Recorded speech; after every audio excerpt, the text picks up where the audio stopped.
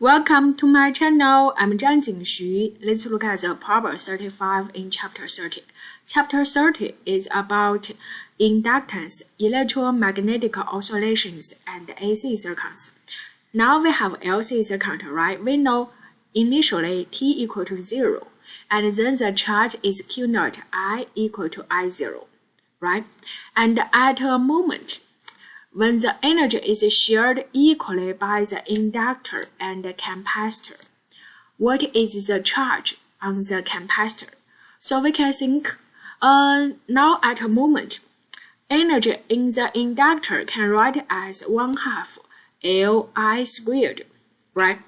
And the energy in the capacitor can write as Q squared divided by 2 pi. And we need to find the charge on the capacitor, so that means we need to know this Q. Another thing is tell us this EC should equal to EL, right? So now that means the energy is conserved, right? And the energy is conserved, we can see at initially the energy should equal to the energy now. Now we see EC equal the EL. So that means the EC just equals half of the total energy. Do you agree? Yes, so we can write it there.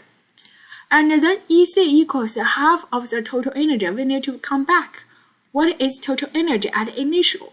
As we can see, initially the charge Q is Q naught. So this is energy in the EC, right, in the capacitor. But the energy in the inductor is 0, so we can write it as 0. Why? Because initially the current is 0.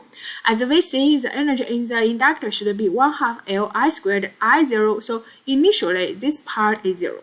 So we can write initially the energy is Q naught squared over 2 pi, right? This is called E.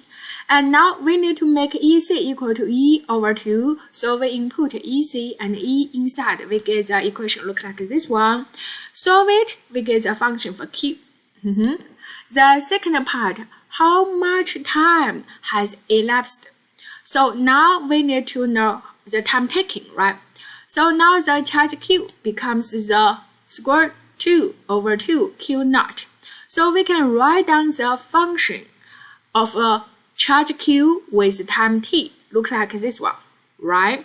As we know, at this moment, at the time t, it equal to square 2 over 2 Q naught. So solve this equation, and we need to know the t, right, the time t. But another unknown quantity is omega, is the angular frequency. Angular frequency, you can say we can write it as 2 pi f, but there give you a hint. Tell you can consider the term of period t. So now we can write the angular frequency omega as 2 pi over t, right? Yes. Now solve this equation. You can write the t as a function of the omega, and then input omega inside, you get the answer there. Thank you.